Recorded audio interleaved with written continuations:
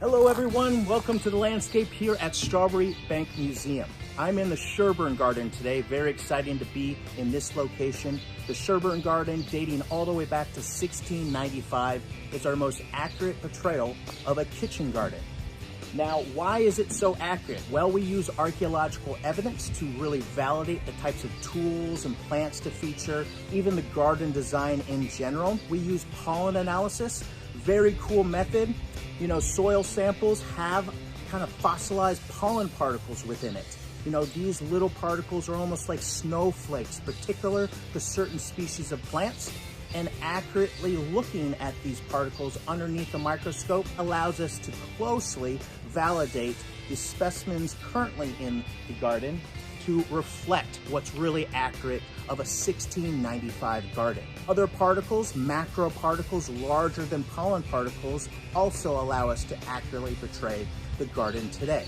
And that includes sherds and shards reflecting vessels for water, vessels for food, glassware, certain things like that, really reflect daily life at the time. Now, let's go take a look at a few specimens and we'll see that balance between food and medicine at the time.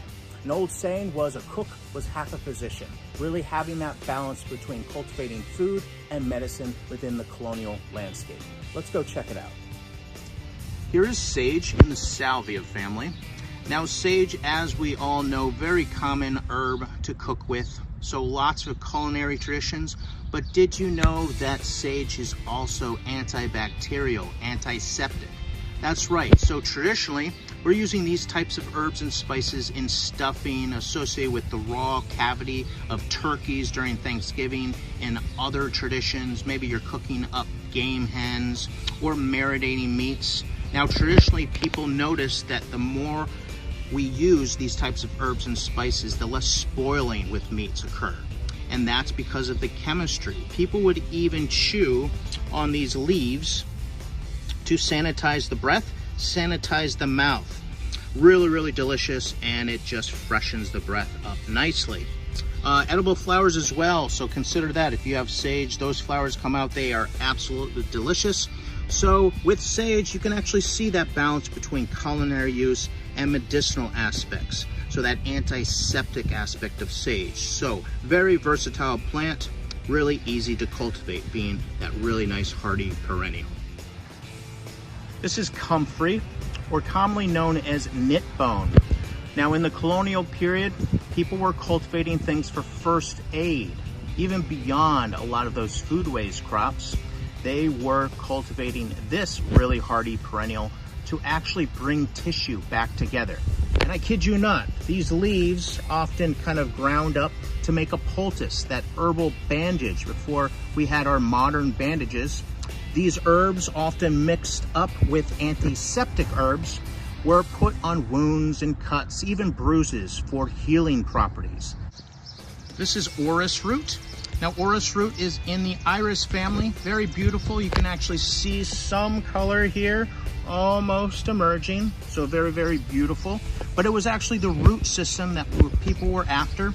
Used almost like potpourri. It has kind of the aroma of violets, the root system. So many herbs that were kind of insecticidal and aromatic at the time were strewed or sprinkled on the floors of households, you know, dirt floor households, to keep dust down and certainly keep the insects in check. So giving you aromatic aspects and certainly insecticidal aspects. So this again is Auris Root. Very beautiful flower.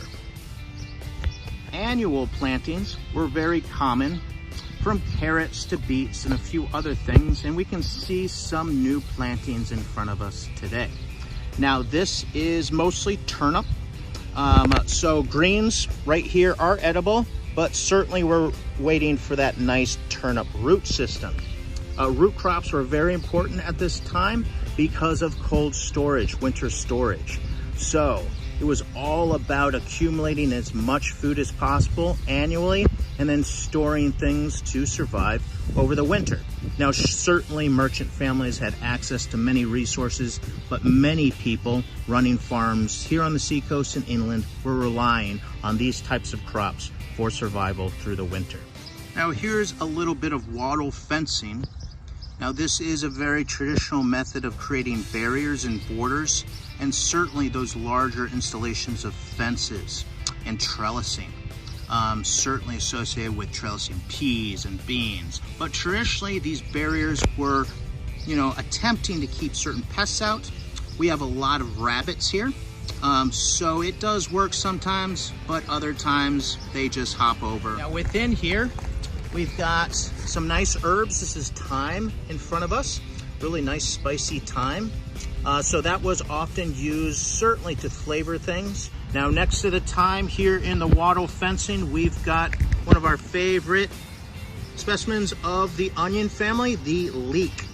Now we do a lot of seed collection in here, and the leek being a biennial, these are from last year, so this second year we'll see nice flowers and quite a lot of seed production, allowing us to get ready for next season's planting. Really, really nice plant, getting food and certainly a lot of seed to keep those crops going. Now fruit trees were relevant at this time. Here in Sherburne Garden, we have a few of the oldest variety of apple cultivated here in America, called the Roxbury russet, dating at least back to 1648. Let's see if we can actually see the fruit set. Here's a nice flower, still in bloom, but as we approach the fruit itself, a little bit windy, we can actually see the immature apples. They don't look like much, but slightly swollen at the base of those flower parts. Towards actually fall, more appropriately, these apples will mature more and more. Roxbury russet actually tastes better when it's cold, so we can sometimes harvest this as late as early winter, and they're super sweet.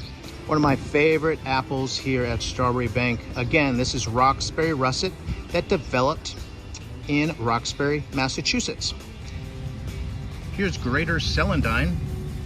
Very cool wild plant. Well, I hope you enjoyed the program today. We'll bring you more programs like this featuring our historic gardens more and more. Happy spring, everyone. Hope you had a great week. This is Strawbery Banke.